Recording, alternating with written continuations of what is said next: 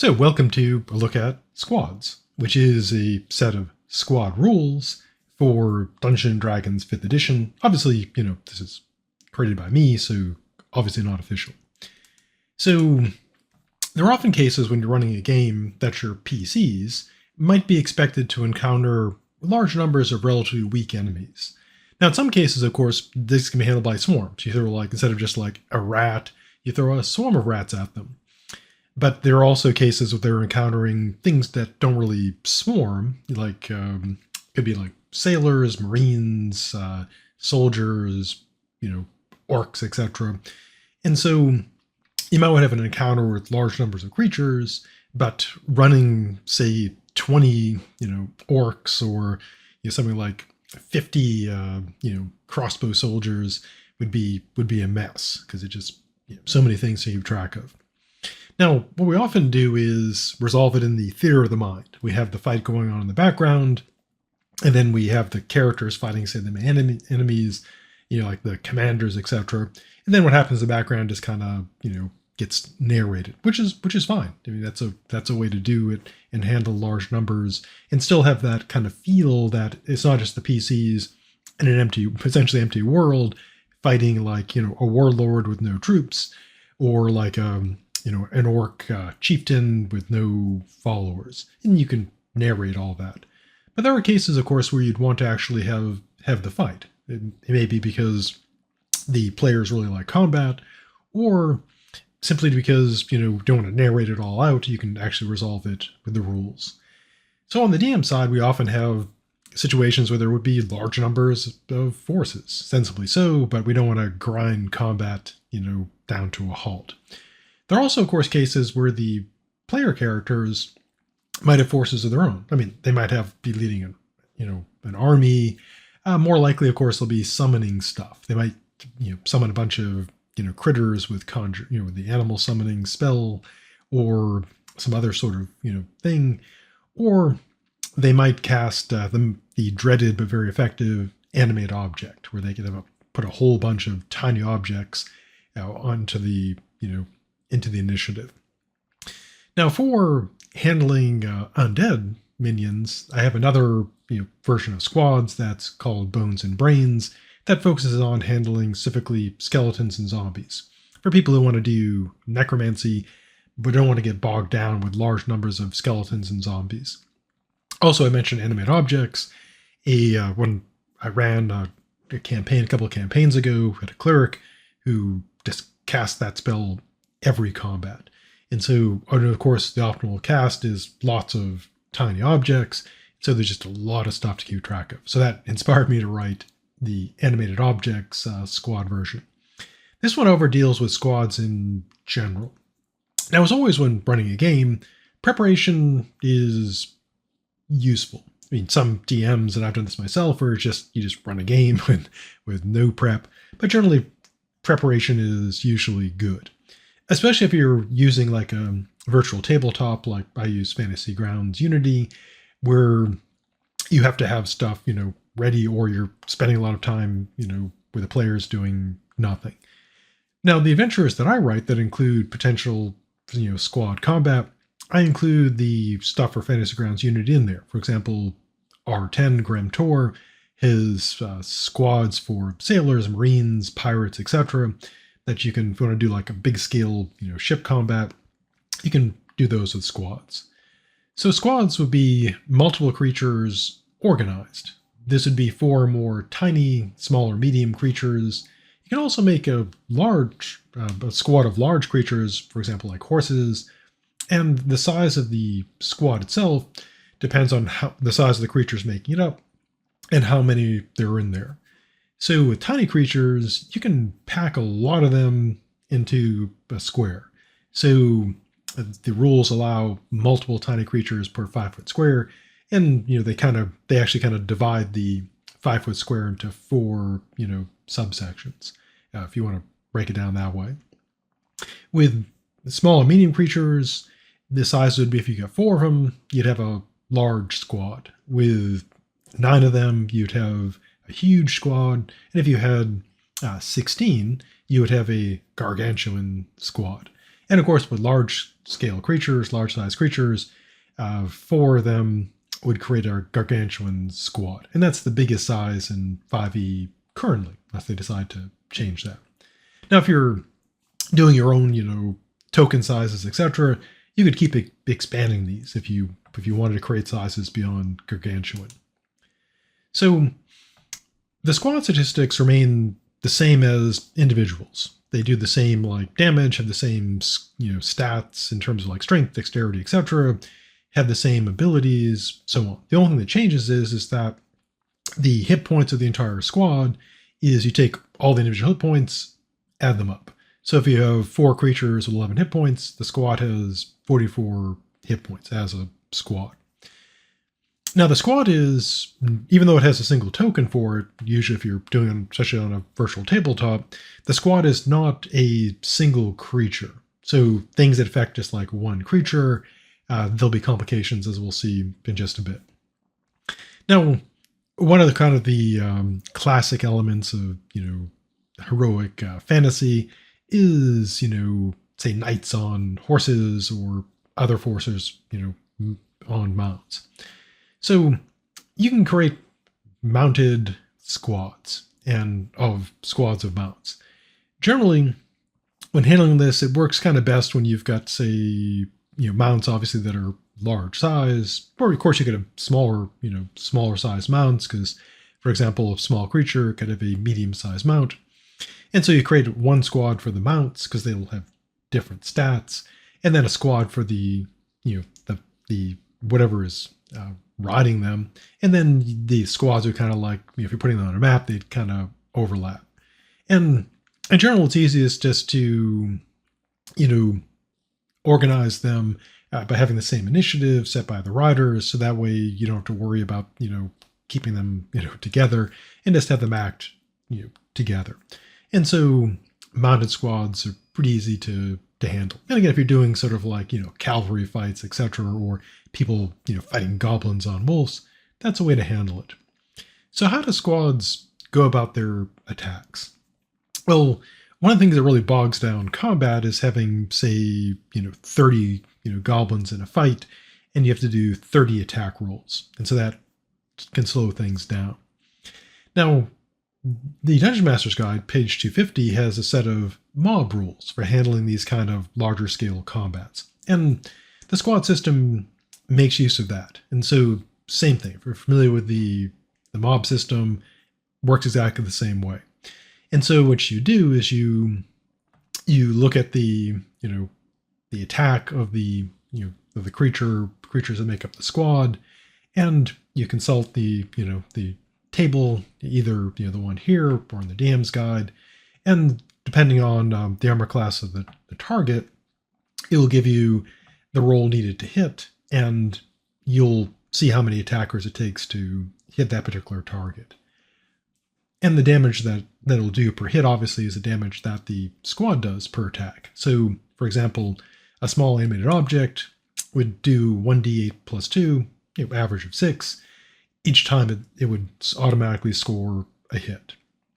And so before combat, what I do generally is I write down or track the armor class of the player characters likely to fight things, and if I have time, have a table already set for how many attackers will be needed to hit a particular player character, just to even speed it up even more, and just say, okay, you get hit 3 times fighting this squad of goblins or whatever they're fighting. Now, the mob rules in the Dungeon Master's Guide don't take into account advantage or disadvantage, which is fine. You can just ignore that, but this can often be disadvantageous to player characters who do things like cast blur, for example, or do other things to try to get disadvantage against themselves, or when they try to give advantage to their own minions.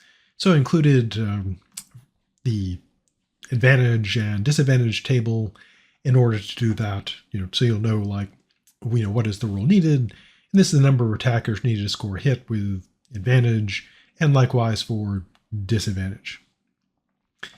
Now, there may be cases, of course, where it becomes impossible for a squad to hit a target. For example, if there are 4 tiny animated objects going after the wizard Maven, and Maven's like, oh, and suppose Maven's armor class is really good, it's like 21. And he's like, I want it even better, so boom, he blurs himself. In that case, they would roll a disadvantage, and the squad just couldn't hit him. Now that could be an option. You could just to speed things up, just say, okay, they can't do anything to the target, so doing nothing. But if you want to make it so players cannot just simply ignore things just because they don't have enough squad members to get an automatic hit, obviously you could roll for it, or one that will require a little more tracking would be to figure out like, okay, they would require, say there's 4 of them, and it would require say 8 of them to get a hit. So every other turn they take, they score 1 hit. But that may be, you may think, oh, that's too much work. So you could always just go like, put them in the kind of background, they're swarming around, unable to do anything. Now, how many members of a squad can attack a target?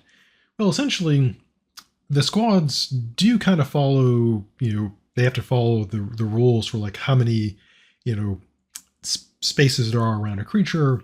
And so this is to prevent, say, a squad from, if this, if a PC backs himself into a corner, so they can only be, hit, attacked by typically like, say 3 creatures. That way they don't get overwhelmed. So, but of course, the squad token, especially if you're using something like a virtual tabletop, will just be a fixed thing. The whole point is not to have, like 16, miniatures or tokens to move around. You just don't want to have one. But of course, you want to still be able to have the effect of having individual creatures. Again, the squad is not a single creature. It's just an abstract representation of many creatures. And so the approach is essentially, depending on like the number of spaces around the target, the squad can do an appropriate number of attacks. So if you have, say, a squad of 4 orcs attacking a single player character with space, 4 spaces around them, all the orcs could attack. You can conceptually, you could say, well, they're kind of shifting around and moving. This is all taking, place in the theater of the mind, and to handle it that way. Now, of course, you don't want to have it so that the squads get to just like swarm and overwhelm characters. So as a general rule, if a squad is using up, squares around a target, those won't be available to other squads. So if a PC is backed in the corner by, say, two squads of 16 orcs each, they would only 3 would be able to attack them, assuming, tight corner, etc. And so you'd want to adjust it for those situations.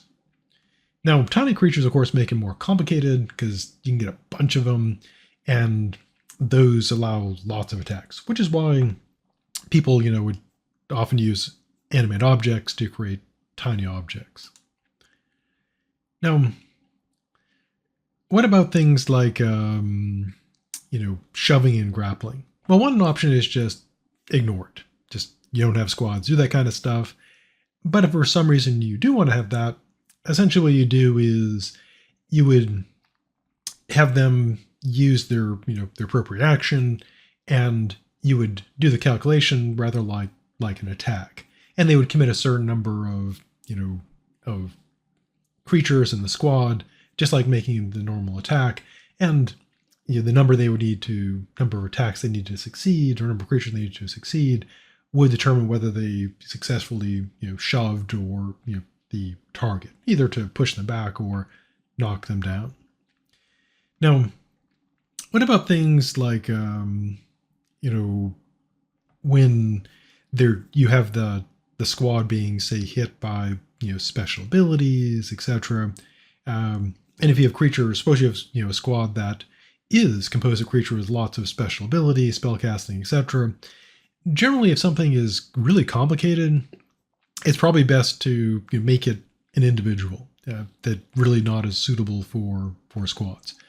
However, squads can handle spellcasting to a degree. So how would that be done? Well, for spells that do attacks, super easy. If it's just like a spell attack, ranged or melee, you just treat it just like a normal attack. So if you have, say, a squad of like, wizard apprentices, and they have firebolt, they just attack with firebolt. And you look at the chart and you look at the number you need to score a hit, and then each successful hit would do the appropriate damage. Now, what about things that require saving throws? Suppose you have you're doing an encounter at a temple, and you have a squad of 9 acolytes. You just group them together because there'd be acolytes running around the temple, and you have them as a squad. And of course, they'll probably cast Sacred Flame, and that would require lots of saving throws. So an option is you could roll the saving throws. They pick PC, and they just roll 9 times. However, a faster way to do this is to turn saving throws into attacks. And what you do essentially requires like a little bit of math, because what you do is you'd use the creature's spell attack in, basically it's the same way you'd calculate essentially the way something, does its, saving throw. So in this case, for example, if a creature has, say, a DC of 12 on its saving throw, well, that would be, of course, it gets a +2 for its proficiency, let's say that case, and say +2 for ability score. And so it's applying that, +4. Now with creatures with spell attacks, you've got the number, right there. It says like spell attack and spell DC, and you just use the spell attack as the attack for the force saving throw. For creatures that don't have a spell DC, for example, you like a Hellhound with a fiery breath, its DC is 12, so the base, is 8, and so it gets essentially like a +4 in its attack with this ability. Now, when attacking something, your goal is to equal the armor class. But when you're making a saving throw, of course, your goal is to equal the saving throw's difficulty class. And so attacking something and making a save are a little bit different in terms of the numbers. So the thing to do is you would assign the PCs, you'd give them what you call like a saving class for saving throws, or an ability class for ability checks. And this would be, instead of the 10 plus the appropriate modifiers for armor class, this would be 11 plus the saving throw or ability check modifier. So, for example, if there's a squad of those acolytes and they're casting Sacred Flame on a Hellhound, then their attack would be +4, and the Hellhound's defense is, 12. It's got, base 11, it's a dex save, so +1 for its dex. And so 4 acolytes, casting Sacred Flame that requires a dex save against the Hellhound, it would fail its save against 2, looking at the chart. So essentially it would be treating spell saving throws as spell attacks. Instead of being against the armor class, it would be against this, made up thing of like saving class or ability class. And that way you could, this is, excuse me, this is good if you have lots of spellcasting attackers or creatures with abilities that have saving throws to resolve them quickly. Now again, creatures that are very powerful or have lots of special abilities, probably better to run them as individuals, like having a squad of, say, dragons, probably better just to run the dragons separately. Now what about when the squads are being attacked, like PCs attacking enemy squads, or the PCs, their friendly squads getting attacked by the enemy? So essentially it works squad against squad, uses the same rules. You just match their attack against the defending squad's armor class, see how many hits or how many creatures are required to generate hits, and then apply them. So what about damaging squads? Well, a squad is abstractly representing lots of creatures, and I've seen people have rules where they just create swarms, so it's just a big pool of hit points, and that can be an option. However, it kind of takes out the idea that there are individual creatures in there. So this requires a little bit more tracking because you have to keep track of like how many hit points of damage, kill the creatures. And the idea is that you'd have the total hit points of the squad, which is all the hit points of the creatures added up. And then as the squad takes damage, then that damage starts, killing individual members of the squad. And that affects, how many creatures are in it, which then affects its attack. So as the creatures are reduced, obviously fewer attacks, fewer hits.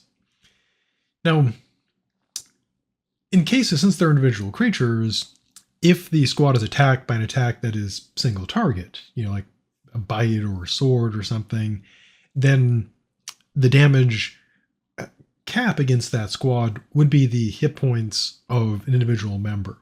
So if a red dragon bites a squad of tiny animated objects, it say does 20 points of damage. It would take out one of those animated objects, but suppose it did 27 points, did more. Well, that would kill an animated object, but the 7 wouldn't spill over. And so this way you get kind of the effect of having lots of creatures, because one effect is they're harder to kill because you can waste damage, overkilling them. Now, what if you want to speed things up even more? Well, one option is allowing the overkill to spill over. So you could just, if there's extra damage, you can give up, you can give whatever narrative you want, like the character, slashes through with their sword, slaying one goblin, and the blade continues on, smacking another one, just dramatically. And that can speed things up even more, so that way you don't have to do like the math for it. You just keep knocking down the damage and recalculate the numbers in the squad. Now, also since the squad is considered individual creatures, this means that abilities and feats that trigger on, say, reducing a target to 0, like Great Weapon Master, and also like the Null's ability of Rampage, those would trigger. So if a fighter or barbarian with Great Weapon Master hits a goblin squad and does 20 points on the hit, that would drop one of the goblins, and that would trigger their bonus attack, for dropping an opponent. So what about area of effect spells? Well, if they have saving throws, which most of them do, then it's easiest just to roll the one save for the whole squad. Some people may dislike the idea that it's all or nothing, but this will, of course, average out over the course of a battle. So what about the damage inflicted? So since the squad is lots of individual creatures, the damage would in effect kind of multiply. So again, the idea is that the squad is just abstractly resembling a lot of creatures as opposed to a swarm. So if a swarm gets hit, it just takes the flat damage. Now, but if you use the squad rules and treat them like a swarm, this would mean area of effect attacks would be less effective against a squad of orcs or goblins or soldiers than it would be against if you were just having them individually, which would be potentially unfair to the players, where they throw a fireball into a bunch of soldiers.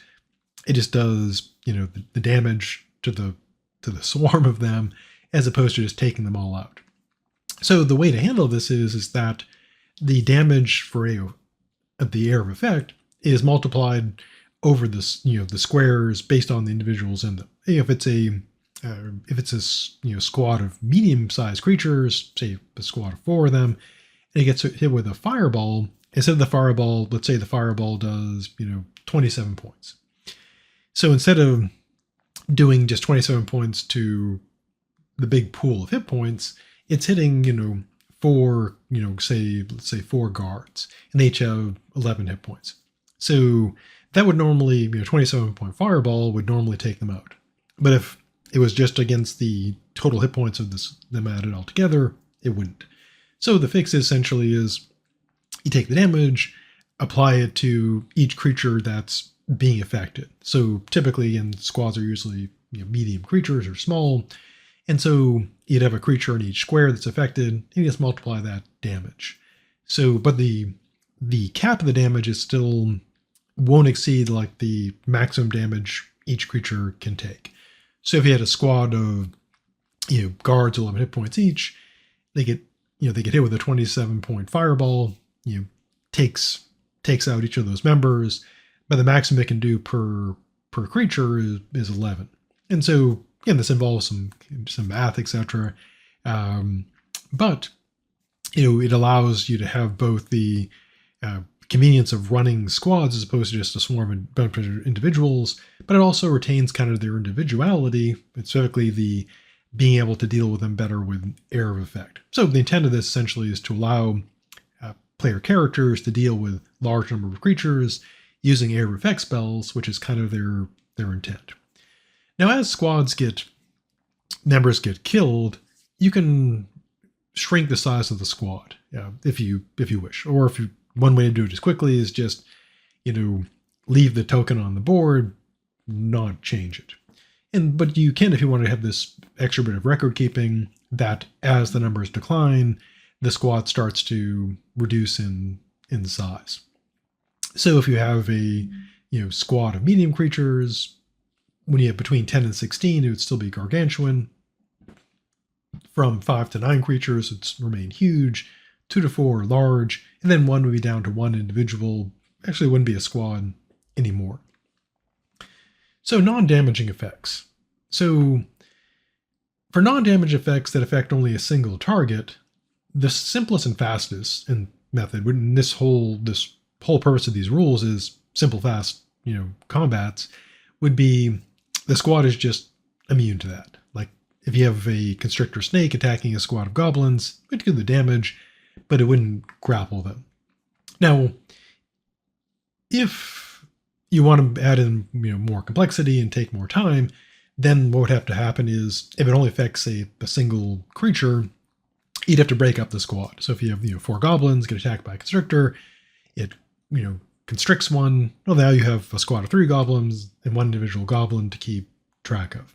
In some cases, it may be worth doing that. Other cases would not. Now, things like buffs and debuffs, like Bless and Bane, well, the default casting of Bane or Bless affects 3 creatures. So if you have a squad of 4, again, the options are essentially either you just say, well, it doesn't affect them, cast it on something else, or you have to split them. Now, quite a bit of this involves the players and DM cooperating and kind of agreeing to, not do things that they could do, like casting a debuff that affects 3 creatures on a squad of 16 creatures, and, just not doing that just for the sake of convenience. Alternatively, of course, if it becomes important, it would require, splitting things up. But as always, cooperation between the DM and the player, kind of key to having a game go well. Which is why I recommend before springing these rules, if you decide to adopt them onto the players, let them know about them, perhaps by sending them to this video. Now, things that affect the entire squad, buffs and debuffs that affect everybody. For example, if the entire squad is in the Twilight Sanctuary of a Twilight Domain cleric, they would get all those temporary hit points, boosting the hit points of the squad. Things like wall spells. Ran into this when I was running my games, Big Battle, walls of fire, walls of thorns going up, etc. And they could, of course, be used to split a squad. And that requires you to, if you're running the game, split up individuals or squads. And the easiest way to handle this is just, kind of ask the players like, hey, if you're going to hit something on the wall, you can put it kind of on the squad, or around the squad, but try to avoid, splitting squads. And usually the whole point of using squads is they're pretty weak creatures. You have a big bunch of them. So the survival of the party typically wouldn't depend on exactly positioning, a wall to split it up. And the whole point of these is to make things, fast. And if the players are splitting up the squads, when you're having to do all this stuff, it just slows down the game.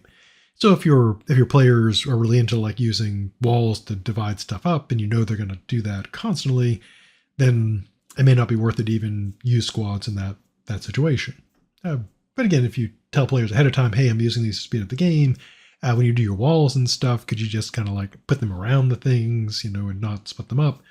And if it does become like an essential thing, like the survival of the party does depend on splitting that squad of goblins, then of course that should be allowed. Now, if squads get damaged and busted up in combat, or you have to shift them around, they can of course be combined and split. Since there's nothing like special about being a squad, it would just be a matter of moving. So it's not like a separate action to like squad up. If you have, say, a group of goblins, another group of goblins, they could group together, forming a bigger squad. Or again, cases where you have to split them up because of the if the party decides to like a wall of thorns between them, then you can split them up. And one thing, of course, if the players are using the squad system, or obviously the DM, is to try to keep people from kind of abusing the squad rule. So like if you have one squad and you move like a group of goblins get moved up to another squad, then the combined squad wouldn't be able to like go and move fully. As always, it's a matter of kind of like cooperation and doing things reasonably. So if a player or DM wanted to have the squads like one move a bunch, then just don't combine them. The one squad runs off while the other one moves up there. It can be useful to have squad trackers. Not essential, but they can be handy for keeping track of stuff. If you have tiny critters, this allows for tiny critter tracking. So you could have, since each one of these dark lines represents a 5-foot square, and you can have up to 4 tiny creatures per 5-foot square. This would be a way to keep track of them. And then for the small and medium creatures, there's like a tracker for them. And then for the large creatures, a tracker for them. And so the whole point of the squad system, again, is to have situations where players are fighting large numbers of relatively weak creatures, or summoning or animating them, and you don't want to just theater of the mind it. And the whole point of these rules is to speed stuff up. And so it oversimplifies a lot of stuff, but the idea is essentially to give the player something to attack, a block of hit points on the on the map that allows for them to kind of have the feel of fighting a large number of weak creatures without having to clog up and combat with lots and lots of creatures. And many of the adventures I've written, such as Graham Tor, especially like the ship combat, the sailors and marines and so forth, that are part of the crew. And instead of having to like theater of mind, like, well, what are the marines doing? What's the crew doing? Or if the players like say, okay, we're going to take out the crew so the ship can't sail anymore. This way, it's quick to handle. Okay, you have a like a crew squad or a couple crew squads. The players attack them, like fireball them or something, and boom, that the crew squad is done. The ship is, no one is left to operate the ballistas, and it's adrift. Or they're against squads of say marines in this case, fighting them. So it allows you to have kind of the big battle feel of lots of soldiers, sailors, marines, goblins, etc., without having to just clog up the combat. It's especially useful for using a virtual tabletop like Fantasy Grounds Unity, which I use, because when I first early when I started using it, I had these big encounters that I used to run in person on the tabletop, and those were somewhat challenging. But then when I drop like 20 things into the combat tracker, it's like, oh, this is going to take a while. And so the point of this again is speeding up the game. So thanks for listening. Stay safe, and I'll hopefully see you in the future.